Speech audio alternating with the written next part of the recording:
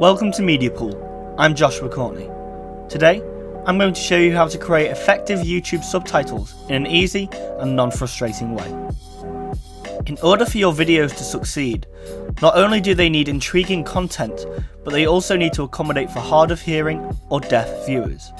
Hence, subtitles are needed to really make sure that your video can be accessible to as many people as possible.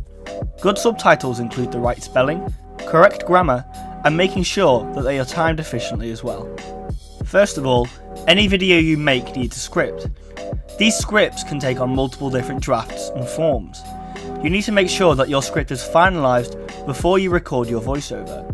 One good habit to get into while creating your script is that after each paragraph is written, time yourself speaking it to get a sense of how long your video is going to be.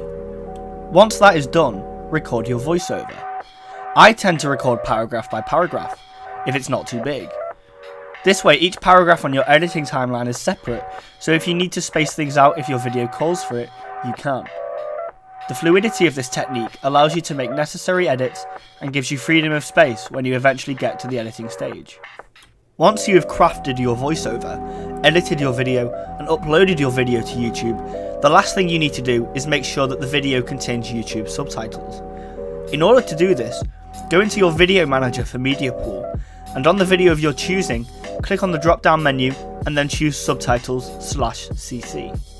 What you'll find is that YouTube has already auto-generated English subtitles for your video. Now over the years, Google's technology for auto-generating subtitles based on language and timing has really improved. This therefore allows you to save a lot of time creating these subtitles. What I did was have my finalised script on one side and the YouTube page on another. The thing that will take the most time now is that you have to go through each line and correct the grammar, spelling and word check, as the auto-generation of course is imperfect, and make sure it mirrors your finalised script. In terms of timing, this is usually fine, but make sure that the sentence matches up with what your script says and it should be okay. That said, once you've finished, make sure you watch it back and make sure the timings are okay.